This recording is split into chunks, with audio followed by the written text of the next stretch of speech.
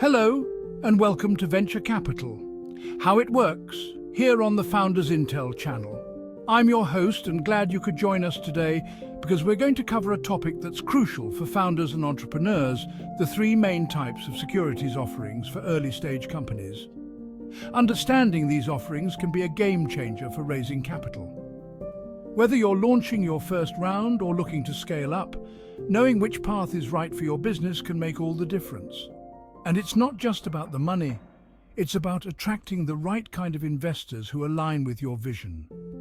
By the end of this episode, you'll not only understand the key differences between these securities offerings, but also gain insight into the types of investors that are drawn to each. We'll even take a look at what happens when the rules aren't followed, and close with some eye-opening statistics about how much capital is out there waiting for the right startups.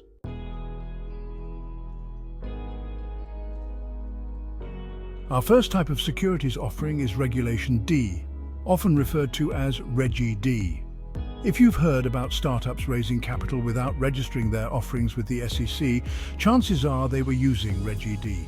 It's one of the most widely used exemptions because it allows companies to raise significant amounts of capital without going through the expensive and time-consuming process of full SEC registration.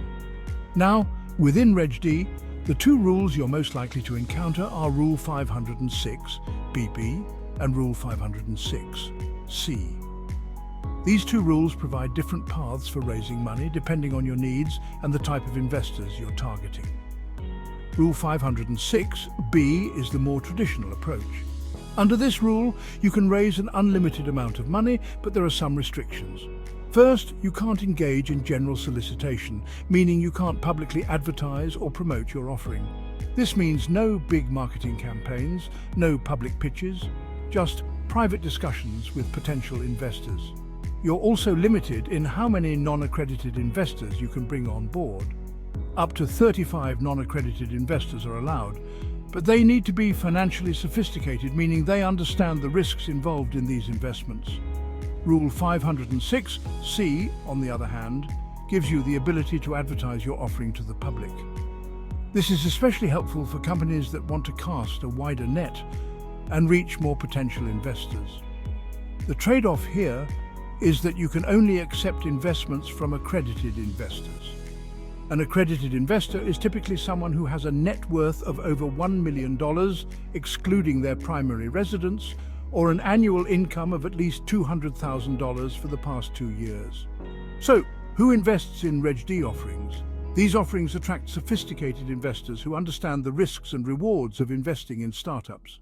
Accredited investors are the most common participants in Reg D, and they can include high net worth individuals, venture capital funds, and private equity firms.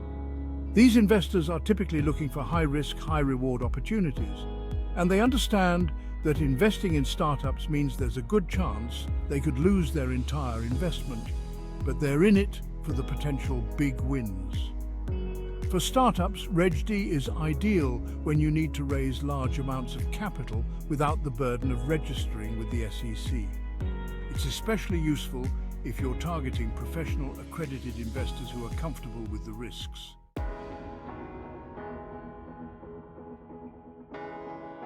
Our second type of offering is regulation crowdfunding, or Reg CF.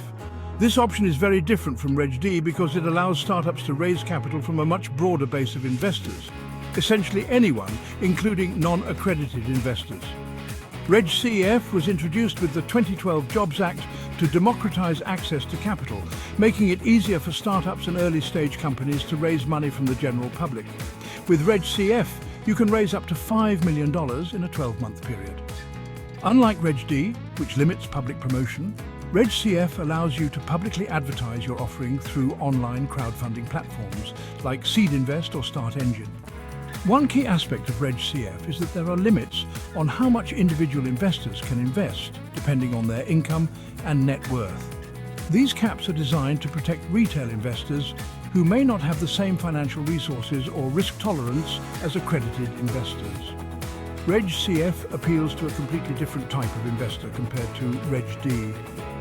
It opens up the investment process to retail investors, including your everyday consumer, who may not have the capital to participate in larger, more exclusive deals. These are people who are passionate about your business or believe in your mission and want to be a part of your journey. They might only invest a few hundred or a few $1,000s, but collectively, this can add up to substantial capital for your business. Crowdfunding is particularly effective for startups with a strong consumer product or a business model that resonates with a broad audience. It also has the added benefit of creating a built-in community of brand advocates, people who have a financial stake in your success and are likely to spread the word about your product. For founders, Reg CF is a great way to raise capital while engaging your audience and building a loyal base of customers. Just keep in mind that there are reporting requirements and ongoing obligations, especially as you approach the $5 million cap.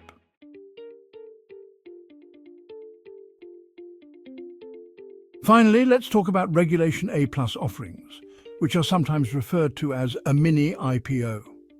Reg A+ allows companies to raise up to $75 million from both accredited and non-accredited investors. This makes it a much more expansive option for companies that are ready to raise significant capital but aren't quite ready for a full initial public offering. Reg A+ is divided into two tiers. Tier 1 allows you to raise up to $20 million in a 12-month period, while Tier 2 goes all the way up to $75 million. One of the major benefits of Reg A+ is that companies can offer their securities to investors across all 50 states without having to register the offering in each state individually, which can be a major time and cost saver. If you choose to raise capital through Tier 2, you will need to file audited financials and submit reports to the SEC on an ongoing basis. This adds a layer of compliance, but it also provides more transparency for investors, which can make your offering more attractive. Investor profile Reg A+ offerings attract a broader range of investors than Reg D or Reg CF. On the one hand, you have institutional investors like venture capital firms and family offices who are interested in larger deals. On the other hand, you have retail investors who want to get involved in a company they believe is on the path to major growth. For startups that are scaling quickly and looking to raise a significant amount of capital while staying private, Reg A+ is a powerful option. It offers the ability to reach a large pool of both accredited and non-accredited investors and the flexibility to raise substantial sums of money.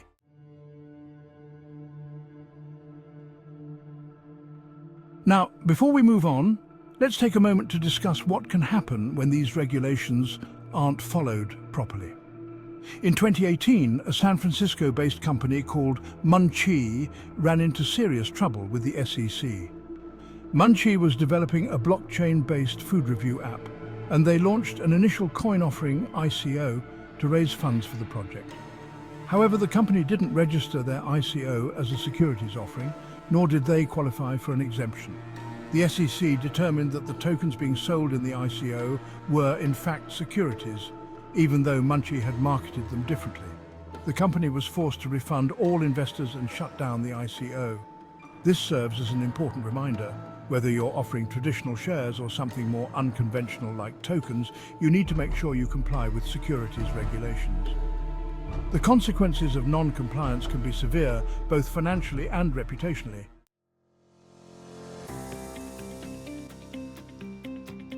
In conclusion, there are multiple paths for raising capital depending on your company's needs and stage of growth.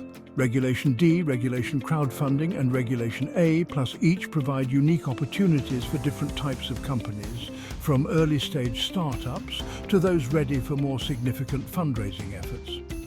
Each offering also attracts different types of investors, from institutional and accredited investors seeking high-risk, high-reward opportunities to everyday retail investors who want to be part of something exciting. As a final thought, consider this. In 2023, over $200 billion in venture capital was invested in US companies. A large portion of this capital was directed at early-stage companies, proving that there is substantial funding available for innovative startups. Thank you for joining us on Venture Capital, How It Works. If you found this episode helpful, please smash that like button and consider subscribing. See you for the next episode.